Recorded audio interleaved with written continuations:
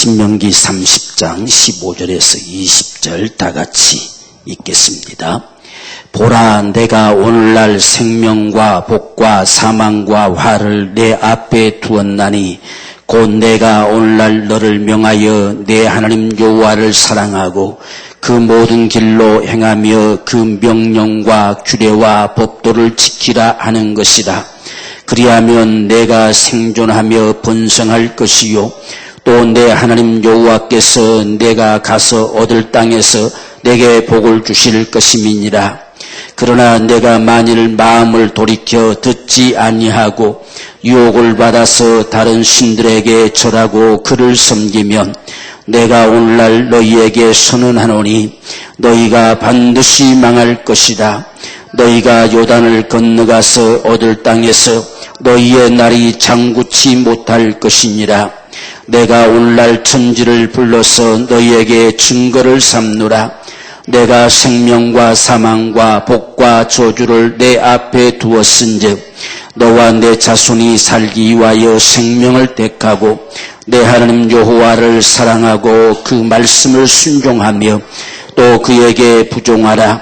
그는 내 생명이시요 내 장수시니 여호와께서 내 열조 아브라함과 이삭과 야곱에게 주리라고 맹세하신 땅에 내가 거하리라. 아멘. 기도하겠습니다. 하나님 아버지, 주님 은혜를 감사합니다. 오늘도 주님께서 우리를 사랑하시고 축복하셔서 이같이 예배로 불러주심을 감사합니다. 오늘도 주께서 우리 가운데 말씀하시고 진정으로 주의 말씀 위에 서서 거닐어갈 수 있는 복된 생의 삶이 되도록 축복하여 주옵소서. 오늘도 주의 말씀이 우리 안에 생명되기를 원합니다. 주님이 도와주시어서 진실로 주의 말씀을 통하여 하나님을 경외하고 그 법도를 지켜 행하는 복된 삶을 살아가도록 축복하여 주옵소서.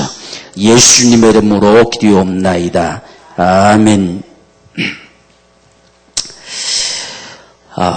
오늘 우리가 구약 전체를 우리가 하나로 이제 마무리하는 그러한 시간이 되겠습니다.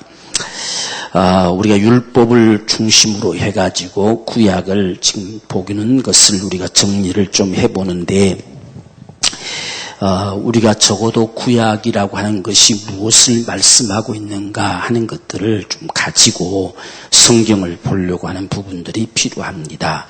이제 우리가 각 권별로도 창세기는 뭘 말하느냐 하는 것도 중요하지만 구약 성경 전체가 무엇을 말씀하려고 이렇게 우리에게 주어져 있느냐 하는 것을 보는 것이 우리에게 먼저 중요합니다. 그래서 항상 우리가 제일 출발은 기록되어지기 전에 태초, 이 태초에 계신 말씀, 이걸 우리가 항상 잊어버리면 안 됩니다. 하나님의 모든 역사는 우연하게 사람들을 통해서 기록되어진 것이 아니고 이건 처음부터 있었던 것이다. 처음부터 말씀하신 자가 계셨고 그분이 드디어 말씀하기 시작했고 그래서 우리에게 들려줘 왔고 오늘 우리가 그 말씀을 통해서 하나님을 배웠고 만나고 경험하는 역사들을 살아간다 하는 것입니다. 그래서 태초에 계신 이 말씀이 인생들에게 이 언약으로 맺어온 것이 이게 율법이란 이야기예요. 이게 율법.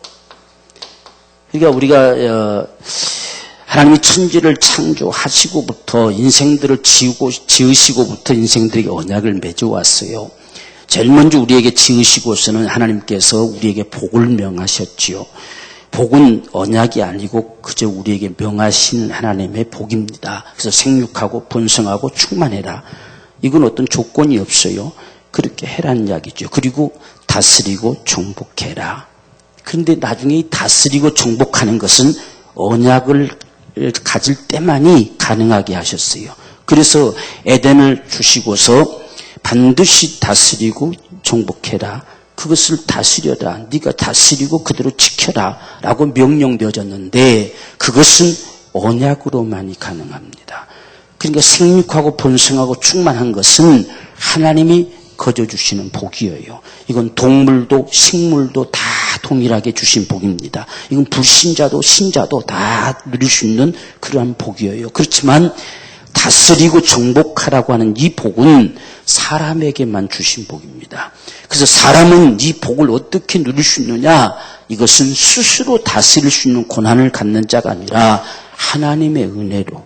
그렇기 때문에 하나님과의 언약 관계가 파괴돼 버리면 이 정복하고 다스리는 것은 사라져 버리고 바로 그분과의 우리 관계 언약 관계가 바로 되어지면 그 권세는 우리에게 주어지고 이게 바로 하나님께서 우리에게 주시는 복이다.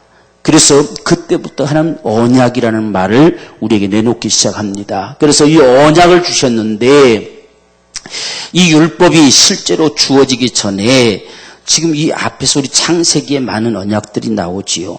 인생이 타락했을 때에 거기에 여자의 후손이라고 하는 언약도 나옵니다. 반드시 여자의 후손이 바로 뱀의 후손을 머리를 상하게 할 것이다 라는 언약을 줍니다. 그리고 또 더 나아가서 노아를 통해서 언약을 맺지요. 그래서 노아는 내가 언약을 맺으리라 말씀하시고 방주를 예비하게 하셔서 그다음 그 가족들을 살리시고 그로 말미암아 다시금 세상에 번성하게 하는 역사를 펼쳐왔지요. 그리고 다시 또 바벨탑으로 다 무너져 내려갈 때에 아브라함을 택하셔서 아브라함과 다시 언약을 맺습니다. 그래서 지금 이 율법이 주어지기 전에 하나님께서 이미 언약으로 여기 맺어 오시다가 마침내 인생들에게 표본을 주셨다는 이야기예요. 이 말씀이 지금 태초에 계신 말씀이 드디어 인생들에게 다가왔다는 이야기예요. 이건 모든 자들을 향한 바로 언약이었지요. 그래서 이 언약의 말씀을 우리가 율법이라고 한다. 그 말이죠. 율법. 이스라엘 백성들에게 이 말씀을 하실 때는 우리에게 말씀하세요. 우리가 그대로 하겠나이다. 라고 응답함으로 주어진 말씀이에요. 그러니까 우리가 율법이라고 자꾸 이렇게 법이라고 얘기하다 보니까 일방적으로 하나님께 법을 정해놓고 이렇게 해라. 라고 하는 것 같지만 하나님께서 인생에게 사는 법을 준 거예요. 사는 법. 인생이 어떻게 살아야 되느냐 하는 사는 법을 주신 것이 결국 이 언약 곧 율법이다 하는 이야기입니다. 그래서 이 율법 이것을 가지고 이게 지금 우리가 내기서 그러잖아요. 내기. 내기 안에 율법이 기록돼 있고 이 내기에서 주는 이 율법을 좀 더 우리가 축소시키면 십계명이다. 이렇게 맺어지는 거지요. 십계명은 율법의 축소판과 같아요. 그 다음에 거기서 더 축소시키면 바로 율법과 선자들의 강령이 뭐냐 했을 때에 마음을 다하고 목숨을 다하고 뜻을 다해서 주 너희 하나님 사랑해라. 그리고 이웃을 내 몸과 같이 사랑해라. 그것을 온전하게 이루면 의예요. 그런데 그렇게 할 수가 없지요. 그래서 지금 출애굽기에서는 십계명만 나타나고 나머지는 별로 그렇게 언급이 없습니다. 그래서 모든 건 이 내기 속에 담겨지죠. 근데 반면에 또 내기에는 십계명이 없어요. 없고 그 출애굽에서 말했던 그것이 구체적으로 뭐냐 하는 걸 펼쳐놓듯이 말씀하는 게 이 내기서입니다. 그래서 이 율법을 가지고 이제 이들이 이 훈련을 합니다. 훈련. 40년 동안 훈련을 하지요. 40년. 이게 이제 민수기지요. 40년 동안 훈련을 했어요. 근데 훈련을 했는데 다 실패했잖아요. 실패작으로 끝났어요. 무엇 때문에 실패하느냐? 원망이지요. 하나님을 경외함이 없어요. 그래서 이들이 실패할 수밖에 없었던 것은 원망입니다. 그 원망은 내 중심이 되기 때문에 원망이 돼요. 하나님을 경외함이 없기 때문에 원망이 나오는 겁니다. 그것을 성경은 불신이라고 이야기하지요. 그 원망 때문에 결국은 한 세대가 망가져 버리고 마는 거예요. 그래서 무엇 때문에 이들이 이렇게 망가질 수밖에 없었느냐 하는 것에 대해서 자세한 설명과 더불어서 다시금 각오를 다짐시키는 것이 바로 이 설명 그리고 각오 이게 신명기입니다. 신명기를 통해서 왜 그들이 그렇게 망가질 수밖에 없나? 우리 조상네들이, 우리 바로 부모네들이 어째서 그 약속의 땅을 얻지 못하고 40년 동안 광야에서 다 죽임을 당할 수밖에 없었느냐 하는 그 이유를 자세하게 설명을 합니다. 그리고 우리는 그렇게 하지 말자. 우리는 반드시 저 땅에 들어가서 하나님 주신 복을 받아 누리며 살아가자. 그 길이 뭐냐? 순종이다. 순종. 그래서 오늘 말씀처럼 너희 앞에 두 갈래 길밖에 없다. 순종이냐? 아니면 거역이냐? 그것은 생명과 사망, 복과 저주의 길이 될 것이다. 그래서 하나님 앞에 순종하라. 그분 앞에 부종하라. 이렇게 말씀하지요. 그것을 말씀해 주는 게 신명기입니다. 자, 이렇게까지 말해놓고 다시금 이 백성들에게 이 율법을 주시게 된 그 이유가 도대체 무엇인지 그 이유를 설명하는 거예요. 이유. 모든 과정들. 이 율법이 우리 손에 들어오게 된 이 언약을 맺어준 그 과정들. 그게 바로 출애굽기다 하는 거예요. 우리를 애굽의 종되었던 집에서 인도하여 내서 이 하나님의 산 신의 산까지 이끌어 오셔서 거기서 하나님이 나타나셔서 친히 우리에게 강림하셔서 친히 언약을 맺어주신 이 언약이다. 그래서 이 언약으로 말미암아 하나님의 성전을 중심으로 해서 하나님을 경외하는 삶을 살아가고 그분께로부터 주어진 거룩함을 가지고 그분을 섬기는 자가 되라. 이렇게 해서 주어졌다라고 이유를 설명해 주는 것이 출애굽기예요. 그리고 최종적으로 그것을 이 율법을 주신 하나님이 누구시냐는 이야기요. 하나님. 그분이 과연 누구시냐 하는 것은 천지를 창조하신 분이시다. 우리 인생들을 지으신 분이시고 그래서 창세로부터 하나님께서 선하게 명령을 내리셔서 먹으면 정령 죽으리라 말씀하시더니 그 후로 인생들이 타락되었을 때에 하나님께서 이렇게 언약을 맺어 오시면서 인생들에게 살 길을 친히 제시하셨고 그래서 노아를 통해서 하나님이 역사를 보여주셨고 아브라함을 다시 부르셔서 언약을 맺어주셨던 그분 우리의 조상 아브라함의 그 하나님이 오늘 우리 하나님입니다. 그분이 우리에게 살 길을 지금 명하신 것이 율법이다. 이렇게 우리가 모세오경을 정리할 수 있는 거예요. 그래서 우리가 지금 창세기를 본다고 한다면 하나님을 보는 거지요. 도대체 우리가 믿는 하나님이 누구냐는 이야기예요. 그분이 누구시냐? 그분을 거기서 못 보면 우리는 잘못 보는 거예요. 지금 모세가 이게 출애굽기에서 하나님을 어떤 하나님을 만났냐면 나는 스스로 있는 자다. 이 하나님을 만났어요. 그래서 내가 누가 나를 보냈다고 말해야 저들이 믿습니까? 라고 했을 때에 이스라엘 백성들에게 하나님께서 자신을 통해서 알리게 하시는 역사는 스스로 있는 자가 너를 보냈다고 해라. 이 하나님을 만나는 순간에 이 율법을 주신 하나님이 누구신가 하는 사실을 그는 보았어요. 그는 창세전부터 계신 그분이 천진만물을 창조해 오셨고 인생들을 지으셨고 마침내 아브라함과 언약을 맺어서 이 백성들을 탄생시키신 그분이 말씀하셨다. 이걸 말하려고 했던 것이 창세기의 모습이에요. 그래서 우리가 이 모세오경이다 하는 모습이 이렇게 이루어진다 하는 것을 적어도 우리 머릿속에 정리를 해야 됩니다. 그래서 우리가 민수기를 보고 신명기를 볼 때 민수기를 보는 훈련 과정을 보는 거죠. 이들이 이렇게 훈련을 좀 잘 받았으면 좋겠는데 훈련 받으면서 투덜거리고 원망하고 불평하고 그것이 결국은 망가지는 길이구나 하는 걸 발견해야 돼요. 그들에게 자세히 다시 한번 설명해주고 그 다음 세대는 망가지지 않게 하려고 자세하게 지금 모세가 설명을 하는 것이 신명기. 그래서 신명기에서 바로 대표적인 모습으로 드러내준 자가 갈렙이죠. 갈렙. 여호와를 온전히 쫓았던 인생. 그게 대표적인 표본으로 세우시고 그는 처음부터 바로 하나님을 온전히 쫓았고 지금도 너희와 함께 들어가는 자가 되어졌다는 사실을 보여주는 거예요. 바로 이런 모습. 그래서 우리는 출애굽기에서 반드시 우리가 20장에서 이 십계명이 나오기 시작하잖아요. 19장부터 그분이 강림하시고 그분이 이제 십계명을 주시고 그 다음에 이제 25장 넘어가면서 성막 제도를 주시고 이렇게 해서 쫙 이어져가는 이 모든 과정에 우리는 포인트를 둬야 돼요.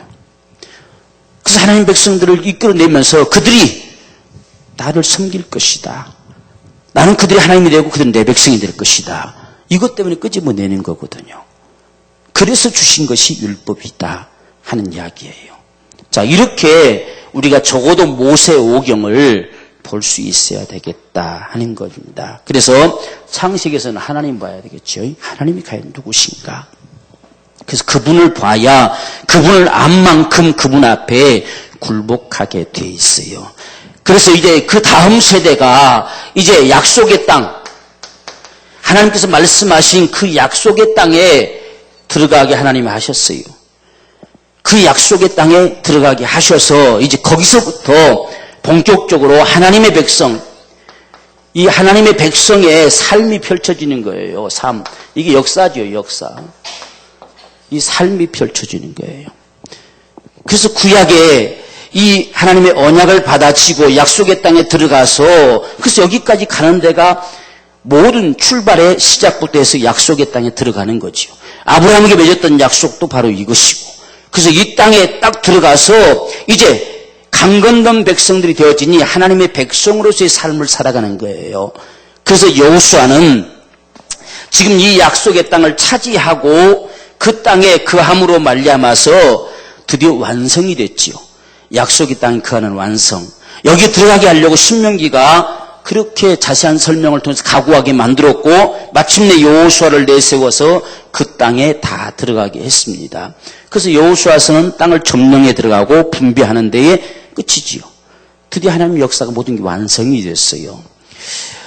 지금 여기서 이 여호수아가 약속의 땅을 들어가가지고 점령에 들어가서 여기서 큰 사건은 하나는 요단을 건너는 사건이죠. 요단을 건너는 사건. 그래서 우리가 시부리란 말은 강 건넌 백성들이란 뜻이에요. 강을 건넜어요. 구별시켰어요. 더 이상은 이들은 하나님 백성으로 완전히 구별시킨 땅이에요. 약속의 땅에 들어갔어요. 그래서 이 요단을 건너는 것이 하나의 클라이막스입니다. 그 땅, 그걸 건너지 못하면 안 되는 거죠. 반드시 건너야 돼요. 오늘날 우리가 장례식 때나 주로 장례 가는 찬송 부를 때 뭘 건너야 돼요? 요단강 건너자. 요단강 건너가면 한 날이 하는 그런 것이 여기서 나온 거거든요. 그러니까 오늘날 우리는 천국 백성으로 산다고 하는 것은 요단강을 건너버려야 돼요.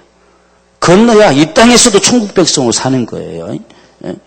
죽을 때만 요단강 건너는 게 아니고 지금 이 땅에 살 때도 요단강 건너버려야 돼요. 강 건넌 백성이 돼버려야 된다는 이야기요. 그게 요단이에요. 그래서 이 땅, 이 요단을 건너니까 드디어 땅이 주어지죠. 각자에게 땅이 다 분배돼서 주어집니다. 땅을 차지한 자들에게 마침내 이제 여호수아가 떠나가면서 너희 섬길 자를 택하라. 이제 최종적으로 그들에게 결론을 맺게 합니다. 너희 섬길 자를 택하라. 나와 내 집은 오직 여호와만 섬기겠다. 이제 마지막 유언이죠. 지금 하나님의 마침내 약속의 땅에 들어가게 하시는 그 역사를 다 마치고 그 백성들을 향해서 마지막으로 그들이 다시 한번 각오하고 이제 거룩한 백성으로서의 삶을 출발시키려고 하는 거예요. 어떤 면에서 보면 이 약속의 땅에 들어가는 이 여호수아는 지금 이 말씀을 가지고 하느냐 안 하느냐 하는 게 아니라 이건 이제 다시금 이 언약을 부둥켜 안고 그 약속의 땅에 들어가기까지 이루어지는 완성의 모습이에요. 그래서 이 여호수아를 통해서는 하나님께서 지금 신명기를 통해서 훈련받은 사람들이 그 약속의 땅, 그래서 우리 신명기를 보면 항상 이유가 어디에 있냐면은 그 땅에 들어가서 하나님이 들어게 하시는 그 땅에 들어가서 하나님이 주시는 그 땅에 들어가서 전부 목표가 거기입니다. 그 땅에 들어가서 거기서 영원히 살 수 있는 방법, 그곳에서 복을 누릴 수 있는 방법, 그것이 뭐냐 하는 건 율법을 가지고 주님의 법도를 가지고 지켜야 된다. 이것이 신명기를 통해서 계속 주어졌던 말씀이에요. 그래서 그것을 가지고 마침내 이 가나안 땅에 들어갔지요. 여러분 이 땅에 들어갈 동안까지 보십시오. 이들이 아무 소리 않고 따라가잖아요. 그죠? 그게 신앙이에요. 주의 말씀 앞에는 아무 소리 않고 그저 따라가는 거예요. 순종하는 거예요. 이게 바로 신앙이지요. 아마 이 민수기 속에서 본다고 한다면 그들과 판이하게 다르죠. 이들은 사사건건이 원망하고 불평하고 투덜거리고 하지만 지금 신명기를 통해서 그 후대들이 딱 출발해 가는 그때부터 시작해서는 전혀 그들이 말이 없습니다.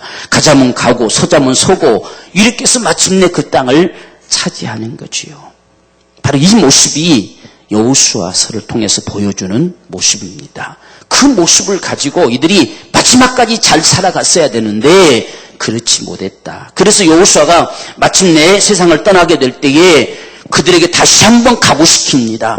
내가 지금까지 받고 하나님께 약속하신 그대로 이 땅을 다 우리에게 주셨는데 이제 여기서 다시 한번 다짐하고 우리 후세대가 살아가게 하자. 그것이 오늘날 너희 섬길 자를 택하라 하는 것이죠. 그런데 그들이 우리 다 섬기겠습니다. 우리가 왜 하나님 떠나겠습니까? 라고 이야기했을 때에 너희가 우상을 가지고 있어서는 결코 하나님을 섬기지 못하리라. 그래서 그들이 다 가지고 있었던 것, 애굽에서 가지고 나왔던 것들, 이런 모든 것들을 전부 내다 놓고 불살라 버리죠. 그리고 난 다음에 돌을 세우고 언약을 맺어서 정말 우리가 결코 하나님을 떠나지 않고 하나님은 섬기겠습니다. 라는 그런 언약으로 이 약속의 땅의 모든 삶이 맞춰지는 거예요. 이제 이후로부터 본격적으로 언약을 가지고 삶을 출발해가는 삶의 여정이 펼쳐지게 되는 것이지요. 그런데 우리가 이제 여기 바로 넘어서면 사사기로 들어가잖아요. 사사기에서 문제가 발생하는 부분들이 뭐냐 하는 것은 여호수아가 죽었다는 이야기예요. 여호수아가 죽었어요. 지도자가 없어요. 이게 문제죠, 이제. 지도자가 죽어버렸으니까 이제 지금 저들이 쳐들어 올라가는데 누가 앞장서 나가서 싸워야 되냐는 이야기예요. 이런 문제가 발생하는 게 사사기 문제예요. 그런데 지도자는 하나님이세요. 그분이 왕이세요. 그분이 우리의 주가 되신 분이에요. 그래서 그분이 이끄신 대로 그저 따라가면 되는 겁니다. 그런데 여호수아가 죽고 이들이 우왕좌왕하는 모습이 나타나는 게 우리가 사사기 1장인데요. 우리가 사사기 1장을 잠시 보면 여호수아가 죽은 후에 이스라엘 자손이 여호와께 묻자와 가로되 우리 중 누가 먼저 올라가서 가나안 사람과 싸우리까 이렇게 했습니다. 여호와께서 가라사대 유다가 올라갈지니라 보라 내가 이 땅을 그 손에 붙였노라 이렇게 하는 겁니다. 그러니까 지금 여호수아가 죽었어요. 그 다음에 이제 역사가 움직여지는 모습을 보니까 유다라고 하는 사람을 통해서 역사가 다시 출발해 가기 시작하지요. 거기 누벤도 시므온도 다 있었겠지요. 그 지파들이 존속하지만 지금 이 가나안 땅과 싸우는 일에 주도할 자가 과연 누구냐 했을 때에 유다가 올라갈지니라 이렇게 말씀했어요. 그래서 이제 여기서부터 움직여지는 모습들이 뭔가가 이제는 방향이 달라졌어요. 이제 누벤도 시몬도 필요 없고 이제 유다라고 하는 존재가 딱 앞장서면서 끌고 나가줘야 돼요. 왜? 하나님께서 이미 유다의 족속을 통해서 약속하셨잖아요. 바로 너희 후손 중에서 반드시 홀이 나타날 것이다. 이렇게 해서 구세주가 탄생할 것을 이미 말씀해 주셨거든요. 그렇기 때문에 지금 여호수아가 죽고 유다를 중심으로 하면서 지금 역사를 출발을 시키는 문제지요. 그런데 문제가 발생하는 게 뭐냐 하는 것은 이들이 계속해서 하나님을 섬기지 못하고 죄를 범하게 되는 것이요. 죄를 범해서 7번씩이나 7세대라 그러면 7번이면 7세대예요.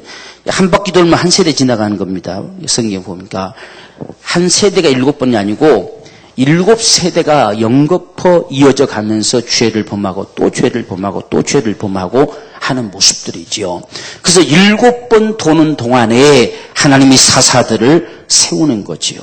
사사란 말은 구원자란 말하고 똑같은 말이에요. 그래서 그들을 세워서 바로 이들을 건져주고 그들이 사사가 또 죽고 나면 또 죄를 범하고 또 건져주면 죽고 나면 또 죄를 범하고 이렇게 해서 7번씩이나 반복해서 죄를 범하게 됩니다. 왜 죄를 범했을까? 왜 죄를 범했을까요? 우리가 그 이유를 발견해야 돼요. 사사기를 본다면 왜 죄를 범했을까? 여기서 그들은 뭐라고 평가하느냐? 우리에게 왕이 없음으로 그랬어요. 왕이 없어요. 왕이 없으면 타락해요. 왕이 없으면 죄를 범하고. 그러나 그들은 사람의 왕을 구했어요. 진정한 왕은 하나님이시단 말이에요. 하나님이 우리 왕이실 때에 우리는 의의 길을 갈 수 있어요. 왕이 사라져버리면 지 마음대로 살아요. 그래서 사사기에서 문제가 뭐냐? 우리에게 왕이 없다는 이야기예요. 왕이 없었어요. 이게 문제지요. 그래서 우리가 이 백성들이 이제 사무엘서로 넘어가면서 보면 우리에게 왕을 달라는 이야기, 왕을 주면 우리가 잘 살아갈 겁니다. 이렇게 요구하지요. 그때 하나님께서 뭐라고 말씀하시느냐? 저희가 나를 버렸다 그랬어요. 왕은 하나님이십니다. 오늘 저와 여러분들 하나님이 다스린 자가 돼야 돼요. 하나님이 통제하는 자가 돼야 의의 길을 가는 거지, 하나님이 왕이 되지 못하면, 사람이 왕이 되면 다 망가져버리고 마는 겁니다. 그 모습을 우리에게 보여줘요. 그래서 우리가 이 사사기의 맨 마지막을 가서 보면요, 사사기 우리가 끝에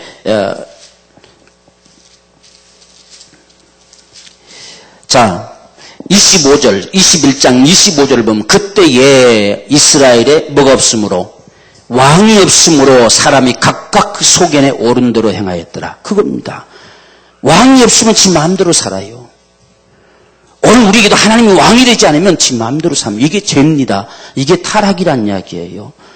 적어도 그분에게 통제되는 것이 신앙이고, 그분이 우리의 주가 되시는 것이 신앙이고, 그분이 우리 다스릴 때 신앙이에요. 그래서 사사기 보세요. 시작은 지금 여호수아는 죽었고 지도자가 없어졌잖아요.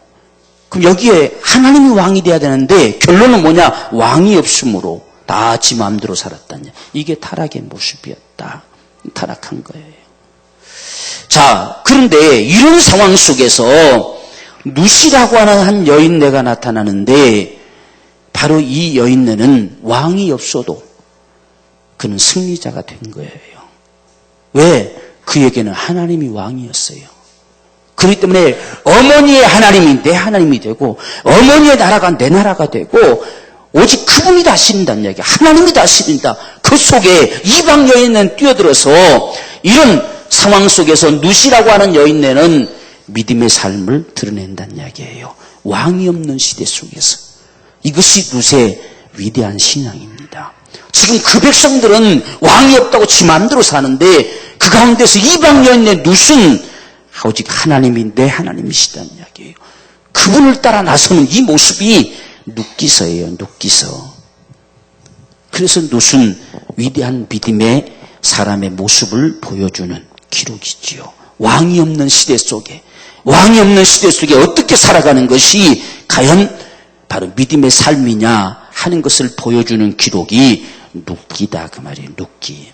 그러니까 눕기는 역사의 모습이기보다 지금 이 역사가 진행되는, 이 타락의 역사가 진행되는 이 왕이 없는 시대 속에서 믿음의 모습을 드러내는 것이 눕기다. 그러니까 눕기를 읽을 때에 거기에 관심이 돼야 돼요. 지금 왕이 없는 그 시대 속에, 이 사사기 속에 바로 이 룻은 어떤 인생이었느냐 하는 것을 보는 거지요. 그래서 그의 고백이 무엇을 고백하고 있는가 하는 것을 볼 때에 하나님께서 그 삶을 주관하셔서 마침내 이방 여인네를 통해서 다윗을 탄생시켜내고 예수를 탄생시켜내는 역사를 끌어가는 거지요. 이게 믿음이죠. 이게 위대한 역사의 삶의 모습인 것을 오늘 저와 여러분들에게 보여주고 있습니다. 그래서 우리가 1장 16절의 고백을 보면 누시 가로되 나로 어머니를 떠나며 어머니를 따르지 말고 돌아가라 강권하지 마옵소서. 어머니께서 가시는 곳에 나도 가고 어머니께 유식하는 곳에 나도 유식하겠나이다. 어머니의 백성이 나의 백성이 되고 어머니의 하나님이 나의 하나님이 되시리니 그랬어요. 그 하나님만이 내 하나님이세요. 이것이 룻의 신앙이었다. 이방 여인이었지만, 그러니까 이스라엘 백성들은 왕이 없다고 지 마음대로 살았는데 이방 여인임에도 불구하고 하나님이 왕이었다는 말이에요. 그것이 룻의 위대한 신앙의 모습임을 보여줍니다. 그러니까 이 역사가 흘러감 속에 누가 왕이시냐, 누가 다스리시냐 하는 거지요. 자, 그래서 왕을 요구해서 이 역사 속에서 왕을 세워줬습니다. 근데 사울왕이 결국은 실패하지요. 뭐 때문에 실패하느냐? 순종치 아니함으로. 그래서 순종이 제사보다 낫다 하는 말씀을 하는 거예요. 순종. 계속해서 지금 중심에 놓여진 게 바로 그겁니다. 순종. 순종치 않아서 하나님이 패해버렸어요. 그러니까 역사의 흐름 속에서 하나님의 관심사는 어디 있느냐 하는 건 순종입니다. 그분이 주고 그분이 왕이시기 때문에 그분에게 줘도 통제되는 자가 믿음의 삶이고 통제되지 않는다면 타락된 거란 말이에요. 그래서 아무리 하나님이 세우신 왕이었어도 그가 순종치 않으면 패해버린다는 이야기예요. 처음에 우리가 사울을 보면 아주 겸손했지요. 시골뜨기 사람 하나를 데려다가 왕을 세워주니까 얼마나 감사하고 얼마나 감지덕지하고 처음에는 얼마나 숙기도 없었습니까? 나서지도 못하고 하던 사람인데 이게 왕이 되더니 갑자기 돌변해버린 거예요. 그래서 아주 교만이 극치에 달하고 지 마음대로 다 해버리잖아요. 그래서 하나님이 패해버린다는 이야기예요. 그리고서 하나님의 마음에 합한 다윗을 세웁니다. 다윗은 평생에 자신이 왕이기보다 하나님이 왕이세요. 그래서 항상 그의 고백을 보면 나의 주께서, 나의 주라는 말을 계속 고백합니다. 그럴 때 그가 믿음의 사람이 되는 거예요. 그분이 주가 되어야 믿음의 사람이에요. 오늘 이 시대도 마찬가지예요. 주님이 주가 되셔야 믿음의 사람이에요. 주가 되지 않으면 믿음의 삶이 아니에요. 지금 여기서 사울은 자기가 주가 됐어요. 그러니까 패해버린 거예요. 그런데 다윗은 왕으로 세웠는데 그는 항상 자기가 왕이 아니라 주님이 왕이시단 말이에요. 그분이 나의 왕이시고 나의 주님이시다. 그분이 나의 모든 것이다. 나의 힘이시고 나의 모든 소망이고 다 그분이 자기를 다스릴 자임을 고백합니다. 그래서 그 고백으로 나타내 보여주는 것이 시편의 기록이죠. 시편. 그걸 고백해내는 거. 그러니까 이 역사의 흐름 속에 이런 바로 믿음의 사람들이 나타난다는 이야기예요. 그런데 믿음의 사람이 많지를 않아요. 별로 많지를 않습니다. 지금 우리가 여기서 룻, 요 앞에는 여호수아와 갈렙, 그 앞에는 모세, 그리고서 없잖아요. 그죠? 그 다음에는 이제 아브라함과 야곱과 요셉, 이삭과 야곱, 그리고 요셉.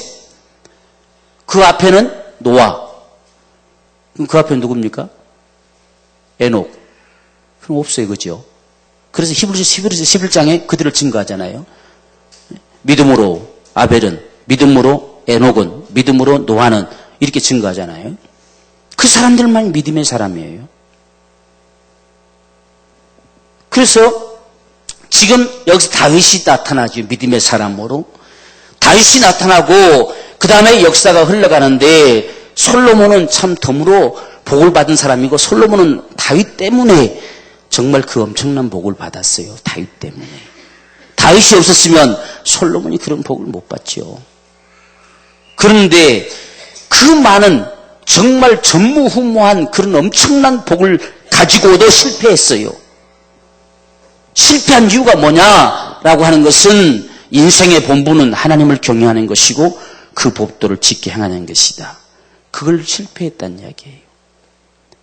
그러니까 계속 이들이 역사가 흘러가면서 이 언약이라고 하는 것을 다 표대에 놓고 거기서 우리가 바로 가느냐 어긋나게 가느냐 하는 것에 따라 달랐단 말이죠. 그러니까 솔로몬이 지금 다윗은 그래도 다윗도 허물투성이고 실수가 많고 우리가 바라보면 참 허물만한 인생입니다. 그런데도 불구하고 그는 평생 그분만을 바라봤어요. 그래서 그분이 아니라 싶으면 언제든지 돌이키고 언제든지 그분이 어떻게 생각하실까 하는 것이 그의 관심사였고 그래서 사울이 자기를 죽이려고 하는데도 불구하고 자기는 죽일 수 있는 기회가 수없이 왔어도 죽이지 않습니다. 왜? 하나님의 기름 부음 받은 자니까. 그래서 어떻게든지 하나님이라는 것을 그는 모시고 살아가는 이 인생을 살아가는 것이 다윗입니다. 그런데 솔로몬은 다 가지고도 망가진다는 이야기예요. 왜? 하나님을 경외하고 그 법도를 지켜 행하는 본분을 상실해버렸다는 이야기예요. 그래서 그걸 탄식하듯이 자기 인생을 다 내려놓고 오직 창조자를 기억하는 것만이 인생이 사는 길이다 라고 하는 것을 고백해내서 예물로 말미암아 믿음을 드러내는 것이 전도서지요. 그리고 더불어서 그렇게 살아왔던 자기의 인생의 삶을 정말 돌이키면서 아들에게 말해주는 잠언서가 있는 거지요. 그리고 이 솔로몬이 1000명의 왕후를 거느렸어요. 1000명. 아마 한 번씩은 제대로 만났을는지 모르겠어요. 1000명이나 되니까. 그죠? 이름만 왕후라고 가지고 들어가가지고 완전 찬밥 신세인 사람도 많았을 것이고, 그죠? 그런데 우리가 아가서에 보니까 1000명이라 하지 않고 104명인가 밖에 언급 안 했어요. 그러니까 나머지는 별 볼일 없었던 것 같아요. 그죠? 그런데 그런 사랑을 가진 사람 다 부러워할 정도의 사람이었을지 모르지만 그는 진정한 사랑을 나눌 자는 한 사람도 없었다고 그래요. 그래서 그 사랑을 그리워하면서 쓴 책과 같이 나타나는 게 아가서입니다. 아가서. 진정한 사랑, 정말 진정한 사랑은 이것이다 라고 해서 그 많은 사람들 중에 한 사람도 그 사랑을 자기가 쏟아본 적도 없고 그 사랑을 받아본 적도 없다 그 말이에요. 그래서 하나님의 사랑을 대표하다시피 나타내주는 글이었기 때문에 이게 성경에 들어온 것이요. 진정한 사랑은 하나님의 사랑이에요. 하나님이 세상을 이처럼 사랑하셔서 오늘 저와 여러분들이 있잖아요. 그래서 이런 모습들을, 이게 바로 시가서들의 모습이죠. 그래서 솔로몬이 그 잘못함으로 인해서 그 죄값은 당대에 하나님이 치르게 하지 않았어요. 그 후대에 치르게 하셨습니다. 그래서 후대에 두 조각이 나는 거지요. 여로보암과 르호보암으로 역사가 갈라지게 되는 거예요. 북왕국과 남왕국으로 갈라집니다. 여기는 이스라엘이라고 칭하고 여기는 남왕국, 여기는 유다라고 칭합니다. 왜? 유다 지파 외에는 거의 다 가버렸어요. 그러니까 유다 지파는 가고 베냐민 지파는 항상 이게 반반이 나눠져요. 뭐 해도 보면 베냐민 지파는 반지파라고 하는 말을 합니다. 반지파. 이 약속의 땅에 들어갈 때도 마찬가지. 루벤 지파하고 반지파는 남고 반지파는 들어가고. 이 베냐민 지파는 항상 이 두 갈래가 있는 것 같아요. 이게 하나가 되지 않는 것 같아요. 그렇죠? 항상 둘로 갈라지네 이게. 여기서도 지금 유다 지파는 온전히 남았고 베냐민 지파만큼은 반은 가고 반은 남았어요. 돌아올 때도 마찬가지예요. 포로 잡혀가 돌아올 때도 베냐민 자는 반만 돌아왔어요. 그러니까 항상 이건 두 패가 있는 것 같아요. 두 배로 갈라지는 것 같아요. 베냐민 지파는. 자, 이렇게 해서 이 왕들의 역사가 흘러가는데 북쪽의 왕들은 한 사람도 선한 왕이 없어요. 믿음의 왕이 없다는 이야기. 전부 악을 행했더라. 이렇게 칭합니다. 그런데 이 남쪽 유다의 왕들은 그래도 종종 가다가 처음에는 잘했던 왕들이 몇 명 있어요. 한 대여섯 명 있습니다. 처음에는 잘했어요. 근데 다 실패했지요. 근데 이 남쪽 유다 왕 중에서 우리가 끝까지 그래도 잘했다고 칭할 수 있는 왕이 여호사밧 왕이고 요아스 왕입니다. 4대와 13대. 이 왕들은 16대지요. 이 왕들은 그래도 잘했어요. 그래서 하나님이 그 왕들 시대 속에서는 이 요아스는 지금 므낫세 왕이 워낙 아주 악정을 해가지고 내가 다시는 너희를 용납하지 않게 되는데 요아스가 너무 잘했어요. 그러니까 네 당대에는 내가 전혀 어떤 죄값을 치르게 하는 일들을 내가 나타내지 않으려 할 것이다 하고 그 한 대는 넘겼어요. 그런 왕. 이게 이 히스기야도 잘한 것 같은데 마지막 교만 때문에 망가져 버리죠. 그러니까 정말 끝까지 잘한 왕은 두 사람밖에 없어요. 여호사밧과 그 다음에 요아스 왕 두 사람만 끝까지 잘했어요. 끝까지 잘했습니다. 이 얼마만큼 인생들이 참 악하냐 하는 거예요.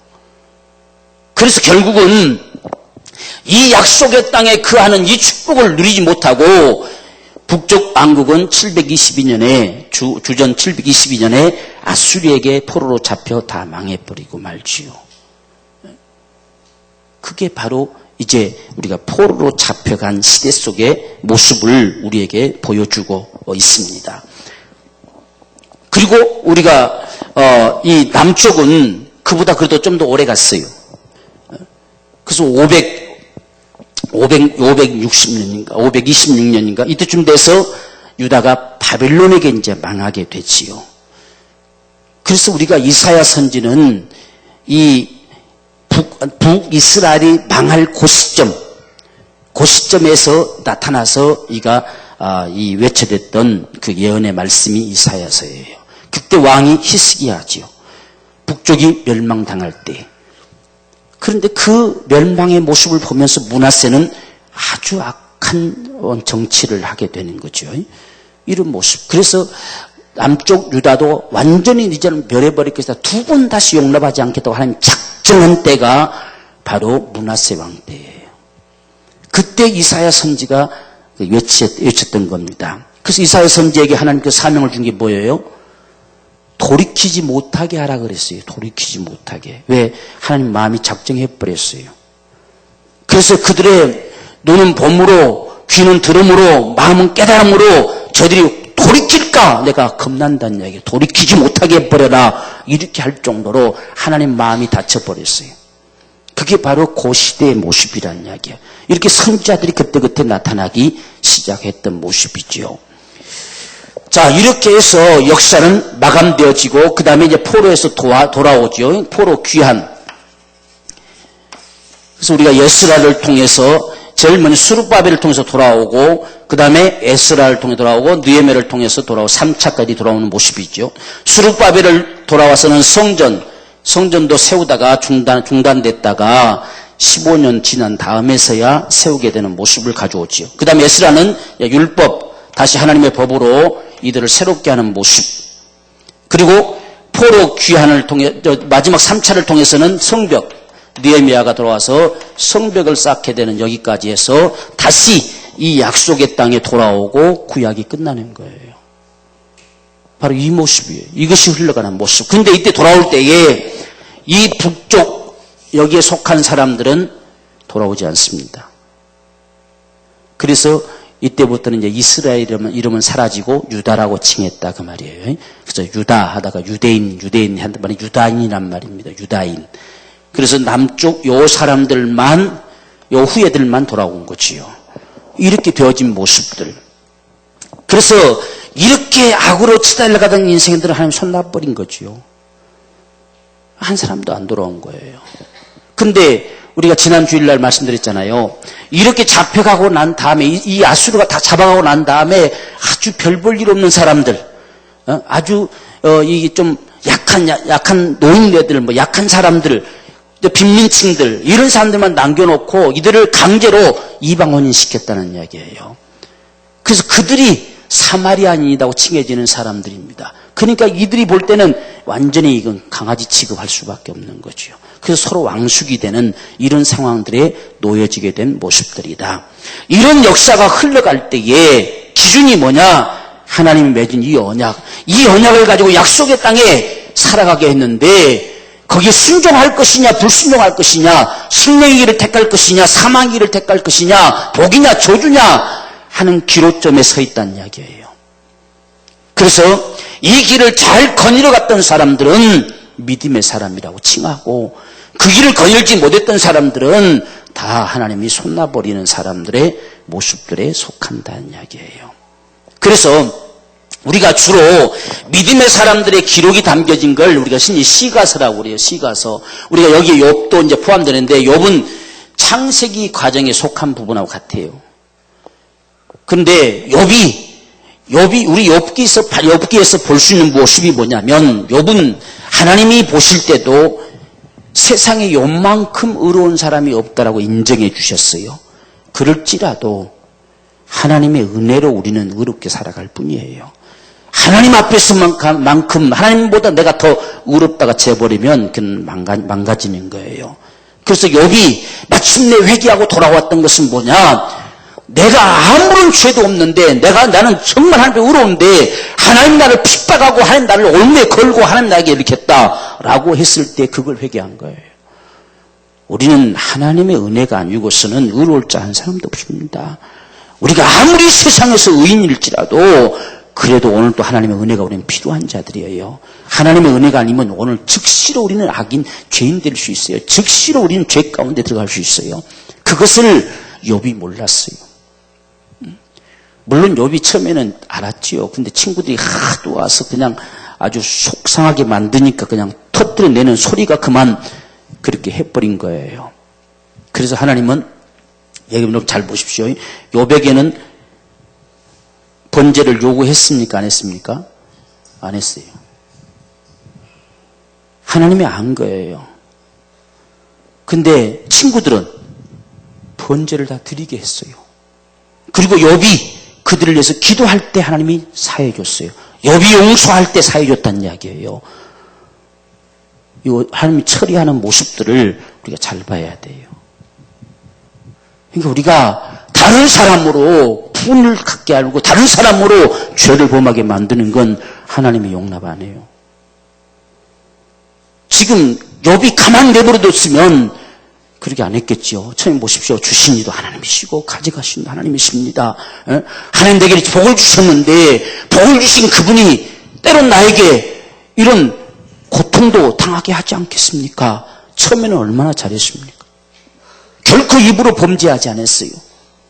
그런데 그 한 30년 가까운 세월 동안 이놈들이 와가지고 자꾸만 그를 공격해야 되고 그 마음은 조금도 알아주지 않고 하기 때문에 이게 그냥 치밀어 오른 거지요. 그래서 악이 받쳐서 한다는 소리가 잘못이 있으면 하나님이 있지 내가 있냐 할 정도까지 말을 내놔버렸어요. 그것을 하나님은 분명하게 짚고 넘어갑니다.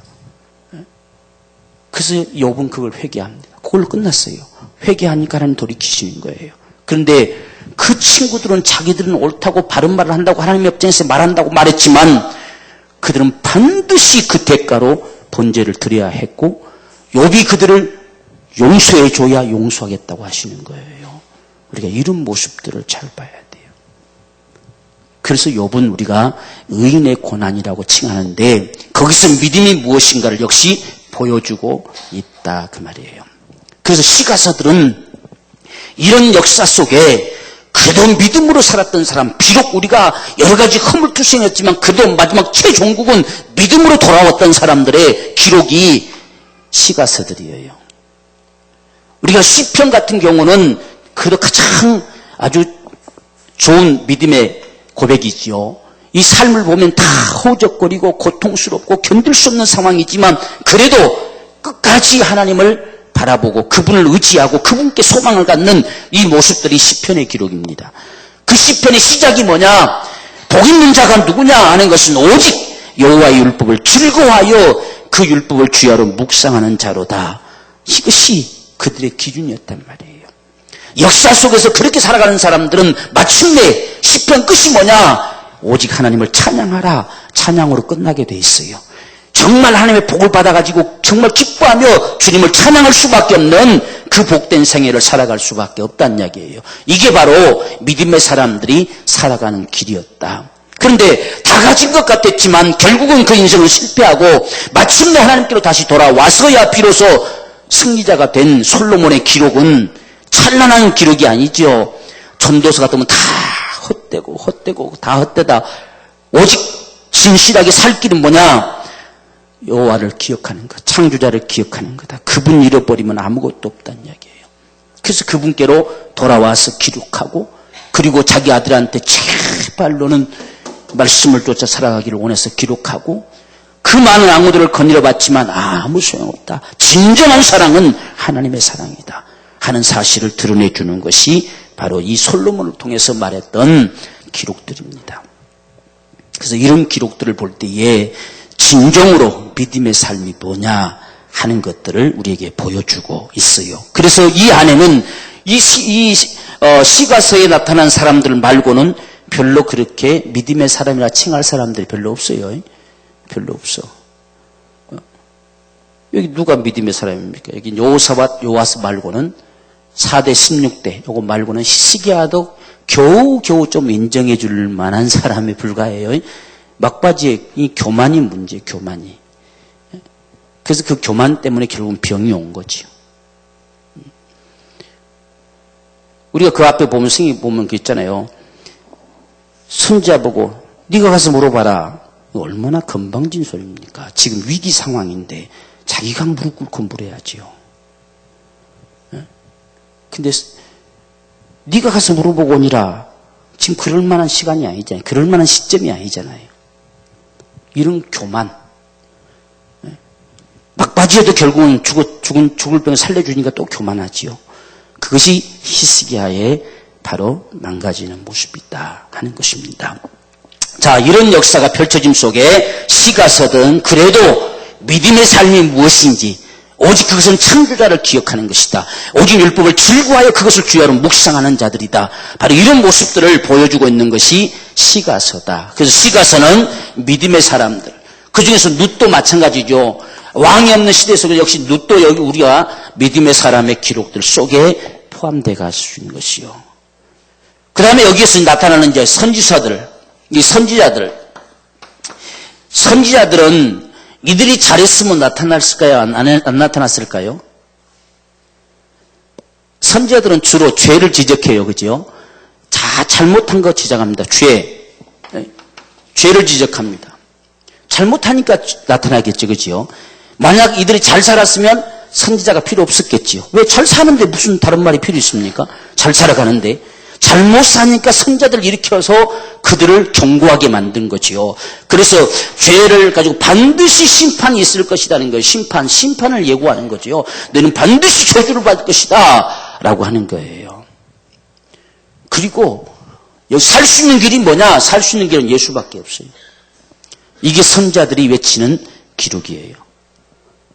그래서 결국은 그래서 선지자들 속에 메시아의 사상이 다 담겨지게 나오는 거죠. 살 수 있는 길. 그래서 메시아가 와야 마침내 그 나라를 다시 이룰 것이다. 라고 하는 것이 이 선지자들을 통해서 증거되는 메시지입니다. 그 선지자들은 너희가 그렇게 살면 왜 하나님이 이 언약을 줬지 않냐는 이야기예요. 이 언약을 가지고 이 약속의 땅에서 그렇게 살지 말라고 했지 않냐는 이야기예요. 반드시 하나님을 경외하고 그 법도를 따라 살라고 했지 않느냐. 거룩한 백성으로 하나님 백성으로 살라고 했지 않느냐. 그렇게 살면 반드시 망한다. 이 소리를 계속 외쳐댔던 것이 선지자들의 소리다 그 말이에요. 그러니까 우리가 선지자들의 외침을 알려면 이 언약을 바로 알아야 그래서 이들이 이들을 향해 바라보면서 이렇게 말하는구나 하는 걸 알 수 있다는 이야기예요. 자, 이렇게 진행되는 것이 구약의 모습들이다 하는 이야기입니다. 그래서 이 언약 율법을 어기는 게 죄고 그 다음에 그것을 지켜서 살아갈 때는 반드시 하나님 복을 주시고 이런 모습들로 구약의 역사가 진행되고 있는 상황들을 우리가 보면서 정말 믿음의 사람들 그 믿음의 길이 뭔가 오늘 이런 모습들을 우리가 구약을 두고 봐가면서 이런 모습으로 우리가 구약을 봐야 할 것이다. 이런 믿음의 삶을 살아가게 될 때 빼놓을 수 없는 게 성막이죠. 성막. 또 우리가 성전. 이것이 구약에서는 또한 빼놓을 수 없는 모습들. 신앙생활은 성전을 중심으로 되어진다 하는 것입니다. 그래서 이 율법이 요구하는 것은 거룩이죠. 거룩. 그래서 어떻게 하면 거룩하게 될 수 있느냐, 어떻게 하면 거룩한 자 앞에 나아갈 수 있느냐 하는 걸 제시했고 그 다음에 거룩함을 가진 자가 어떻게 살아갈 수 있느냐 하는 겁니다. 우리가 거룩함을 가지고 하나님을 배울 수 있는 게 경외하는 거고요. 그 다음에 거룩한 자가 그 명령을 따라 살아가는 것이 오늘 우리의 신앙의 삶이에요. 그것을 제시하는 것이 이 언약입니다. 그래서 거룩하라, 거룩한 백성으로 살라 이렇게 요구하는 모습입니다. 그래서 우리도 마찬가지로 이 땅에서 우리가 살아가면서 하나님의 백성으로 살아가는 것이 오늘 저와 여러분들의 신앙이 되겠지요. 바로 이 모습. 그래서 구약을 우리가 한눈에 좀 그려볼 때에 이런 모습으로 좀 그려봐야 되겠다 하는 말씀입니다. 그래서 이런 것을 우리가 가지고 하나하나 봐갈 때에 우리가 성경을 더 우리가 분명하게 볼 수가 있고 임의대로 보지 않고 우리가 바로 볼 수 있는 눈을 갖게 되는 것이죠. 이 성전이 마침내 예수로 이어지지요. 그래서 이 성전을 헐라. 그리고 내가 다시 성전 세우리라 하시면서 하나님이 우리 안에 오시는 거예요. 그래서 너희가 성전이다. 이렇게 이야기하죠. 하나님이 우리 안에 오시는 것. 우리 안에. 이것이 바로 신약의 역사가 시작되어지는 모습입니다. 자, 이상 이것이 이제 구약의 우리가 모습들을 오늘 이 마지막 시간 정리해서 우리가 보여주는 이 모습들이 구약할 때 적어도 이것을 우리 머릿속에 좀 그려보자. 약속의 땅까지 가고 그 이후로 펼쳐지는 이 역사의 현장 속에서 이들이 잘 살아가느냐, 순종하며 살아가느냐, 아니면 불순종하고 거절하며 살아가느냐, 이것에 따라서 그들의 삶이 달라지고 그들이 죄를 범하고 거역하는 삶을 살 때마다 선지자들이 나타나서 그들을 향해서 외쳐댔고 반드시 망하리라 하셨고, 또 그 중에서 정말 이런 상황들 속에서도 믿음의 사람들은 반드시 하나님께로 돌이켜지는 자들이었다. 하나님께로 향하는 자들은 믿음의 사람들이었다 하는 사실들을 보여주고 있습니다. 그래서 오늘 우리는 이 시대에 바로 이렇게, 그러니까 여러분 보세요. 구약에 보면 제대로 구원받을 자가 있어요, 없어요? 없습니다. 그래서 예수만이 구원하는 거예요. 예수만이 우리를 구원하실 수 있는 겁니다. 율법으로는 구원받을 육체가 없어요. 그래서 이제 우리가 신약으로 이제 이어져 가면서 이 태초에 계신 말씀과 율법과 복음의 관계가 어떻게 이어지는가를 봐야 성경이 이제 드디어 다 뚫혀지게 됩니다. 그렇게 했을 때 우리가 성경이 한눈에 보여지지, 여기 이것을 율법을 볼 때나 복음을 볼 때나 똑같이 봐버리면 성경이 엉망이 돼버려요. 바로 이런 모습들이 어떻게 나타나쳐 가고 있는가 하는 것들을 우리가 바로 볼 수 있는 저와 여러분의 바로 삶이 되어지기를 원합니다. 우리 하나님 앞에 간절한 심정으로 기도하십시다. 정말 우리 가운데 주시는 주의 말씀이 우리 안에서 살아 역사되어 오늘 우리도 하나님을 경외하고 그 법도를 따라 지켜 행하는 거룩한 자의 모습으로 성도로 살아가는 축복을 우리에게 허락하여 주옵소서. 우리 간절한 심정으로 함께 기도하겠습니다. 주여, 살아계신 아버지여, 주님의 은혜를 감사합니다. 주의 성령과 능력을 베풀어 주시고 하나님의 살아계심에 거룩하시는 종으로 주님이 복을 내어 주옵시기를 간절히 구하옵소서입니다. 성령님 도와주시고 인도하여 주옵소서. 사랑하는 성령들마다 큰 은혜와 축복으로 주님이 함께하여 주시옵시고 진정으로 좀 주여 주의 말씀이 우리에게 가까이 주여 들려주는 귀한 축복이 있기를 원합니다.